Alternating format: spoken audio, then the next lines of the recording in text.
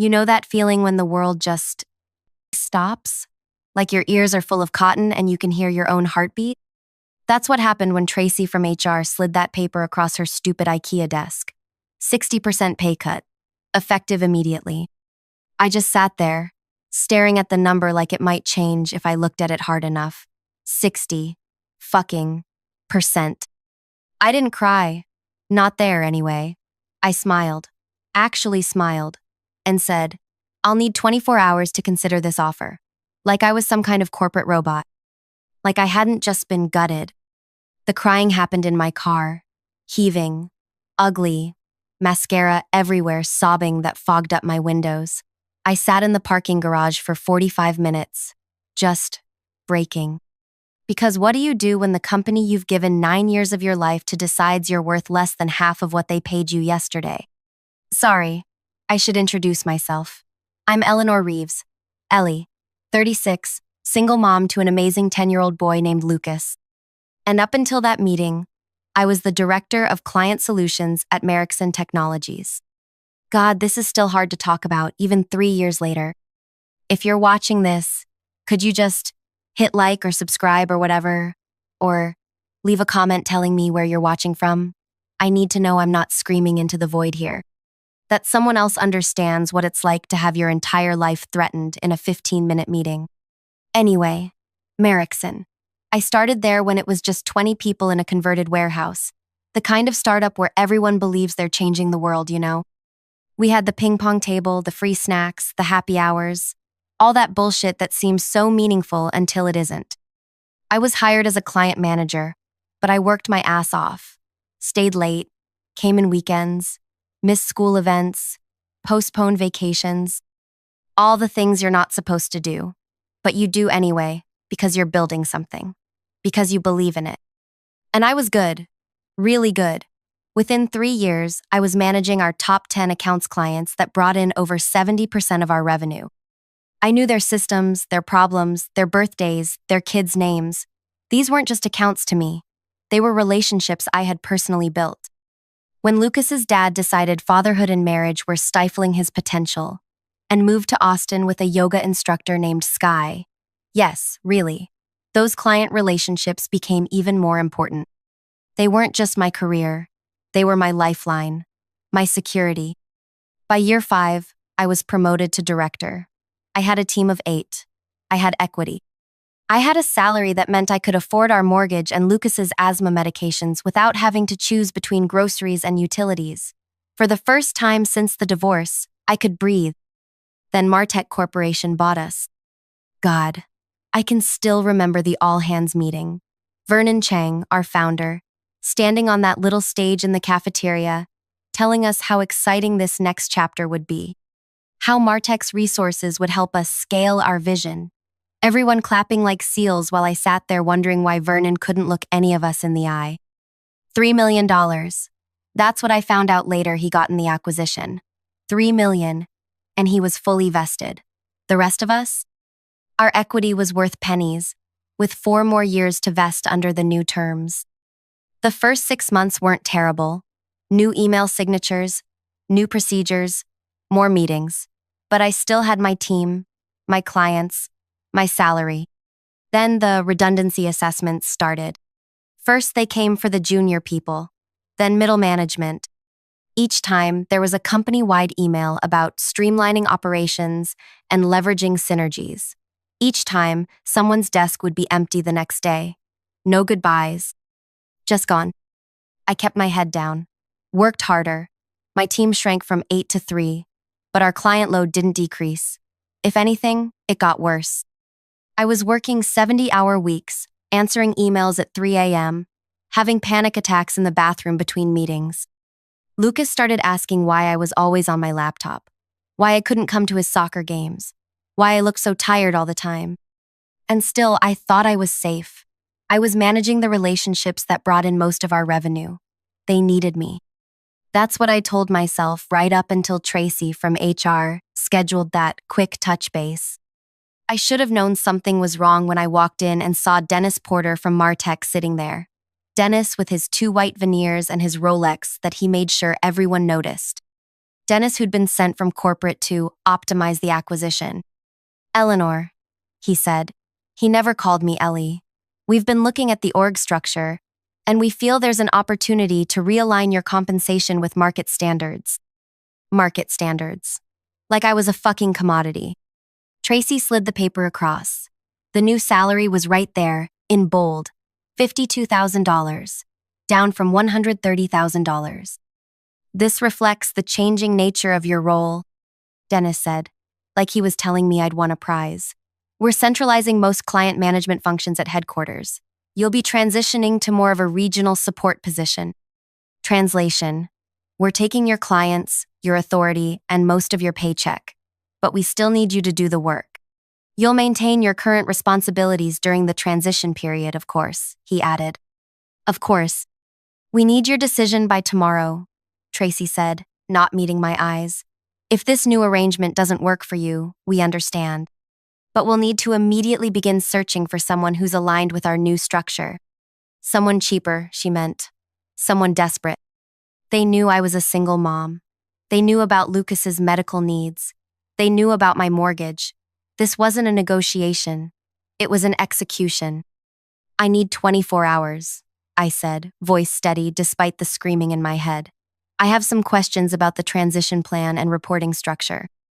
Dennis nodded, pleased with my professionalism. Tracy looked relieved that I wasn't causing a scene. I don't remember walking back to my desk. I don't remember packing up my laptop. I just remember sitting in my car, shaking, wondering how I was going to tell Lucas we might lose our house. That's when my phone rang. Kira Chen, my old colleague who'd left Merrickson 6 months earlier. I almost didn't answer. But then I thought, what the hell? Maybe she was calling to catch up. Maybe I could pretend for 5 minutes that my life wasn't imploding. Hey stranger, I said, trying to sound normal. Ellie, she said, I've been trying to reach you all week. Have you checked your LinkedIn messages? I hadn't. I'd been too busy keeping the clients happy, keeping my team from quitting, keeping everything from falling apart. Listen, Kira said, I'm at Nexus now. You know they're MarTech's biggest competitor, right? My boss has been asking about you. A lot. We need someone with your client experience. Would you be open to a conversation? I looked at the Merrickson building through my windshield, at the logo they'd replaced our original one with. I thought about Dennis and his watch and his veneers. I thought about Vernon Chang, who'd sold us out and disappeared to his beach house in Malibu. Actually, I said, I think tonight would be perfect. I drove home in a daze, my mind racing. I wasn't stupid. I knew what calling MarTech's competitor would mean. There'd be no going back. But they'd already decided I was disposable. What did I owe them? When I got home, I paid the babysitter, checked on Lucas, already asleep, I'd missed bedtime again, and opened my laptop. I spent an hour looking through my employment contract. No non-compete clause. Merrickson had been too small, too idealistic when I joined to bother with those. MarTech had issued new contracts to later hires, but they hadn't gotten around to us legacy employees yet. Their mistake. At 9:30, I called Kira back. Can you set up a meeting with your boss? Tomorrow morning, before I have to give Merrickson my answer about something. That bad? She asked. Worse, I said. They're cutting my salary by 60% but keeping all my responsibilities. Actually, adding more. Kira was quiet for a moment, then, those fuckers. Yeah. Give me 15 minutes, she said. I'm texting Cameron right now. Cameron Reed, the CEO of Nexus Technologies, MarTech's biggest rival and the company that had been trying to get our clients for years. 20 minutes later, my phone rang again. Eleanor? This is Cameron Reed from Nexus. Kira tells me we need to meet first thing tomorrow. His voice was warm, direct, no corporate bullshit. Yes, I said. I think we might be able to help each other. I'm guessing MarTech is finally doing their post-acquisition purge? Something like that. How does 7:30 a.m. sound? I can meet you at the Westside Cafe, away from both our offices. Kira says you have a decision to make tomorrow. 7:30 works, I said, surprising myself with how calm I sounded. After we hung up, I sat on my couch for a long time, staring at nothing. Was I really doing this? Was I really considering jumping ship to the competition? But it wasn't a ship anymore, was it? It was a sinking lifeboat, and Martech was throwing people overboard to save themselves. I opened my laptop again and pulled up my client files, not the official CRM data that belonged to the company, but my personal notes. 9 years of relationship details. Who to call when contracts got stuck in legal. Which CTOs were planning system overhauls. Which companies were unhappy with Martech's recent service changes. Information that wasn't confidential exactly, but was valuable. Very valuable. I'd built these relationships. I'd earned this knowledge. And tomorrow I was going to find out what it was worth. I closed my laptop and checked on Lucas again, watching him sleep for a few minutes. His little chest rising and falling, the inhaler on his nightstand, the science fair ribbon pinned to his bulletin board. "I'm going to fix this," I whispered. "I promise." I didn't sleep that night. Not really. I lay awake thinking about what I was about to do, wondering if I was being impulsive, wondering if I was being disloyal. But loyal to what? A company that no longer existed except as a line item on Martech's balance sheet? People who saw me as nothing but a number they could cut? By morning, I knew exactly what I was going to say to Cameron Reed and to Dennis Porter. I dressed carefully. My best suit, the one I saved for closing big deals. Hair perfect, makeup flawless, armor. I dropped Lucas at school, hugged him extra tight, and told him I loved him. "You okay, Mom?" he asked, looking up at me with his serious little face. "I will be," I said. And for the first time in months, I believed it. The Westside Cafe was quiet at 7:30. Just a few early risers with laptops and commuter mugs. Cameron was easy to spot, tall, silver at the temples, dressed casually but expensively. Kira sat beside him, gave me a small wave. I took a deep breath and walked over to their table. "Eleanor Reeves?" Cameron stood, offered his hand. "I've heard a lot about you. From Kira, of course. And from just about every client we've tried and failed to steal from Merrickson over the years." I smiled. "Well, those clients might be more open to conversations now." Cameron's eyebrows raised. "Is that right? Why don't you sit down and tell me exactly what's happening over there?" So I did. All of it. The acquisition, the culture change, the way they were gutting the company while expecting the same results, the impossible workloads, the pay cut. Cameron listened without interrupting. When I finished, he glanced at Kira, then back at me. "Ellie," he said, "we've been waiting for you to call us for a long time. We've been waiting for you to call us for a long time." That sentence hung in the air between us. I remember taking a sip of my coffee to buy myself a moment, because suddenly this wasn't just about saving my job. This was about something bigger. "What exactly does that mean?" I asked. Cameron leaned forward. "It means we've tried to recruit you 3 times over the past 2 years. Each time your loyalty to Merrickson won out. But Martech doesn't deserve that loyalty. And frankly, we're prepared to make you an offer that shows exactly how much we value your relationships and expertise." He pushed a folder across the table. Inside was an offer letter. Director of Strategic Partnerships. $165,000. Base salary. 25% annual bonus potential. Health benefits that would cover Lucas's medications completely. Stock options. I couldn't finish the sentence. "Fair market value for someone with your skills and client book," Cameron said, "plus a signing bonus if you can start within 2 weeks." I stared at the number. It was $35,000, more than I'd been making at Merrickson, more than 3 times what Martech was offering me. "Why?" I asked. "Why this much?" Cameron didn't hesitate. "Because we've lost 8 major contracts to Merrickson in the past 4 years. All accounts you managed. Because our research tells us that when clients work with you, their retention rate is 94%, compared to an industry average of 71%. Because I've personally had 3 CTOs tell me they stay with Merrickson because of you." He took a sip of his coffee. "You're not just an account manager, Eleanor. You're a competitive advantage, one that Martech is too stupid to recognize." I felt something shift inside me. A lifetime of being underestimated, of working twice as hard for half the credit, of smiling through meetings where men repeated my ideas louder and got praised for them. And here was someone who actually saw my value. "There's one more thing," Kira said quietly. "Tell her, Cameron." Cameron nodded. "We've heard rumors that Martech is planning to move all client services overseas within 8 months. They're using these pay cuts to push people out so they don't have to pay severance." My stomach dropped. "How do you know that?" "Their new VP of operations came from Teledyne. He did the same thing there 3 years ago. It's his playbook." 8 months. They weren't just cutting my pay. They were eliminating my job entirely. They just wanted me to train my replacement first. "I need to pick up my son from school at 3:30, I said, surprising myself with how steady my voice was. "But I can come back to Nexus with you right now. I'd like to see the office before I make a final decision." Cameron smiled. "Of course. And we'd like you to meet the team." 3 hours later, I walked back into Martech Regional Office 8, with a signed offer letter from Nexus in my bag and a plan forming in my mind. Dennis was waiting in the conference room, looking impatient. Tracy sat beside him, a folder with my name on it in front of her. "Eleanor," Dennis said, not bothering to stand, "have you made your decision?"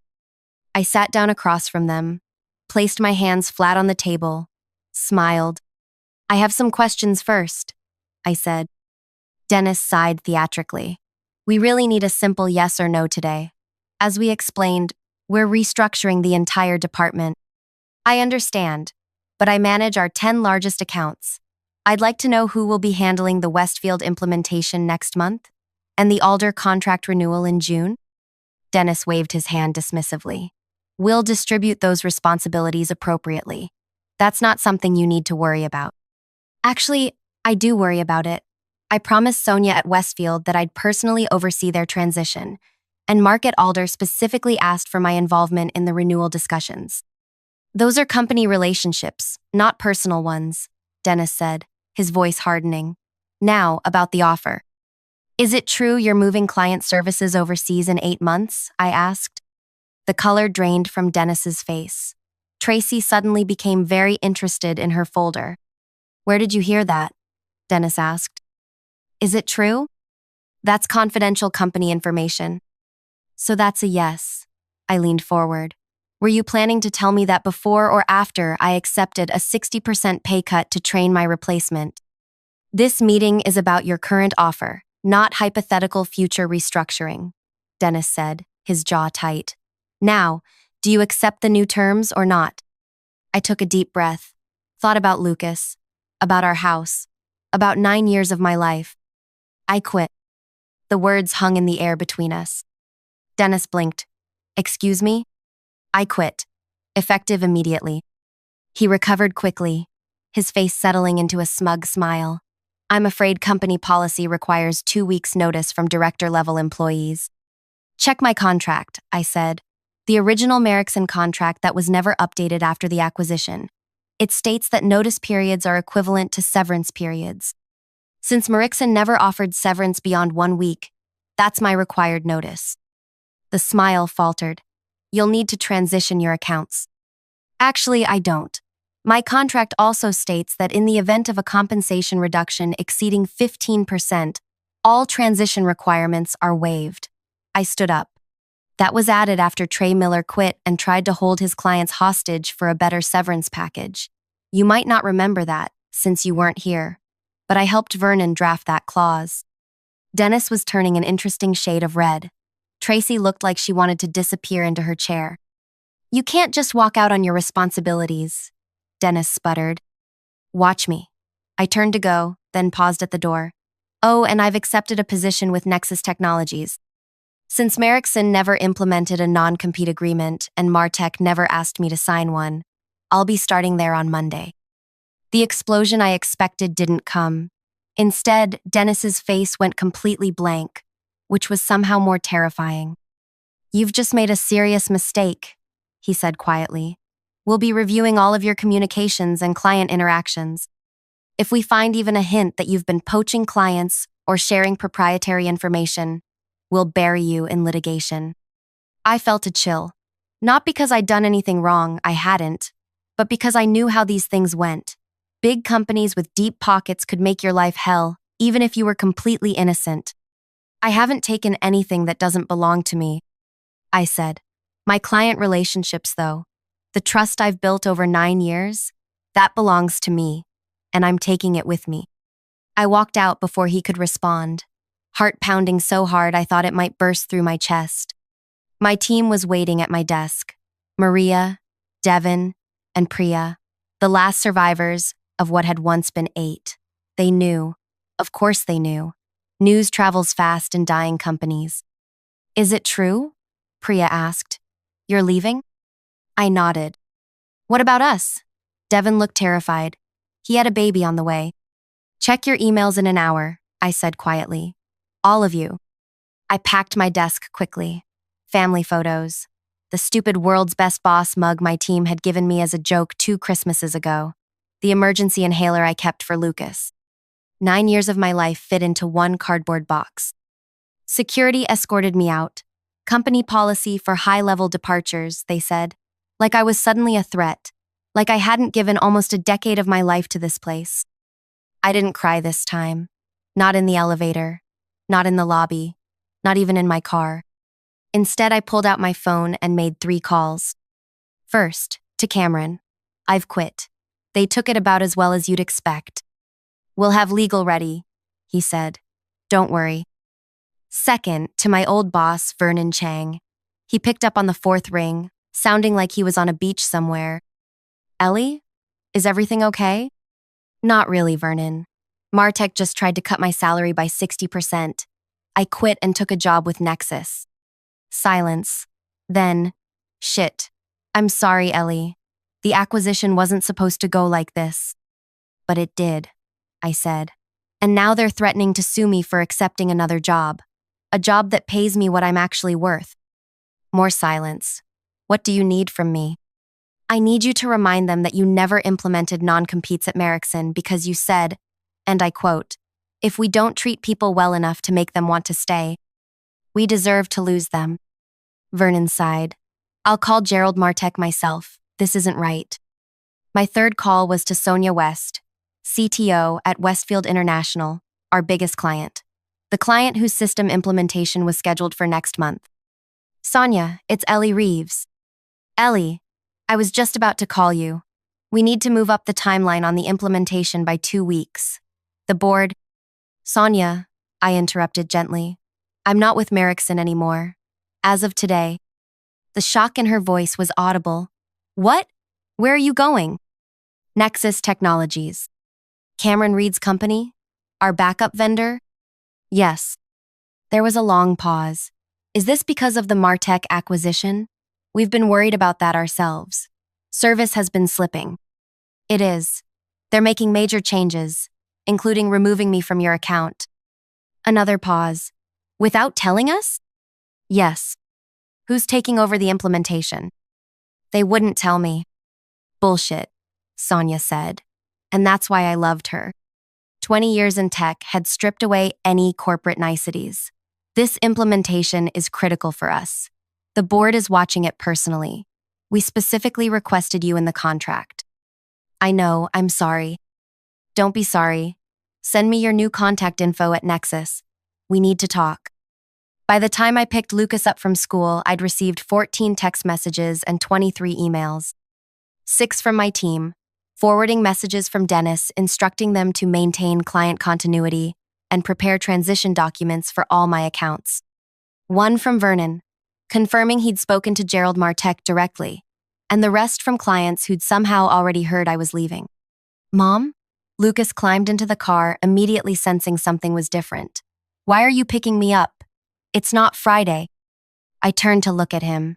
This beautiful, serious little boy who deserved so much better than a mother who was always working, always stressed, always one bad month away from financial disaster.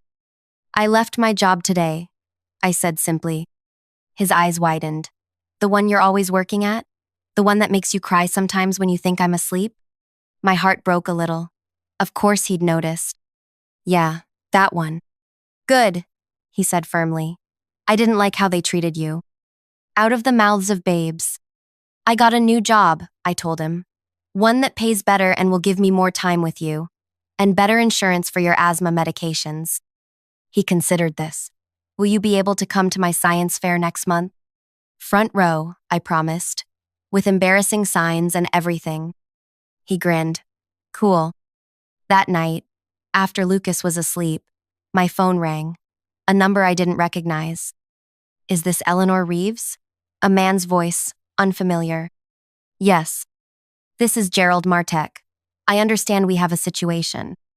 My blood ran cold. The founder and CEO of Martek Corporation, calling me personally. Mr. Martek, I said, trying to keep my voice steady. Yes, I suppose we do.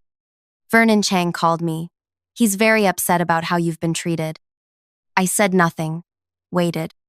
I've also received calls from Sonia West at Westfield and Mark Chen at Alder Technologies, both expressing concern about your departure and hinting they may need to reevaluate their vendor relationships. Still, I waited. Ms. Reeves, are you actively encouraging our clients to follow you to Nexus? No, sir. I've simply informed them that I'm no longer with the company. They've drawn their own conclusions. Dennis Porter tells a different story. Dennis Porter offered me a 60% pay cut without any reduction in responsibilities, didn't tell me the position was being eliminated in 8 months, and then threatened to sue me for accepting another job. So you'll forgive me if I don't put much stock in his version of events. Silence. Then, the pay cut and outsourcing plan were not approved by me or the executive committee. And yet they happened. Another silence. What would it take to bring you back? To repair this situation? I almost laughed. You can't be serious. I'm very serious. Westfield and Alder represent over 20 million in annual contracts. If they leave, others will follow. We've run the numbers. It would be significantly less expensive to keep you than to lose those accounts. Now I did laugh. So I'm worth keeping if it costs you millions to lose me, but not if it just makes my life impossible? Do you hear yourself, Mr. Martek? Business is business, Ms. Reeves. I'm trying to offer you an opportunity here. No, thank you. I've accepted a position with Nexus, one that values me appropriately from the start, not just when you realize how badly you've screwed up. We're prepared to match their offer, plus a retention bonus. It's not about the money, I said, surprised to find I meant it. It's about respect. It's about 9 years of my life that your company dismissed without a thought. It's about the fact that you're calling me now, not because how I was treated was wrong, but because it's becoming expensive. What do you want then? He sounded genuinely confused. I want you to treat the people who are still there better than you treated me. I want you to look at what Dennis Porter is doing to that office and ask yourself if that's really the company you want to build. That's it? That's all you want? That, and for you to stop threatening to sue me for taking a new job. I didn't steal anything. I didn't poach anyone. I simply refused to be devalued. There was a long pause. No lawsuit, he finally said. You have my word. As for the rest, I'll be visiting the regional office next week to see things for myself. 3 days later, I started at Nexus. They gave me a real office, not a cubicle. My team, yes, I got to build my own team included Maria and Devin, who'd quit Martek the day after I left. Priya stayed behind. Her visa was tied to her employment there. 2 weeks after that, Dennis Porter was pursuing other opportunities. Tracy from HR too. A month later, Sonia West called to tell me Westfield was moving their business to Nexus. The implementation team they sent couldn't find their way out of a paper bag, she said.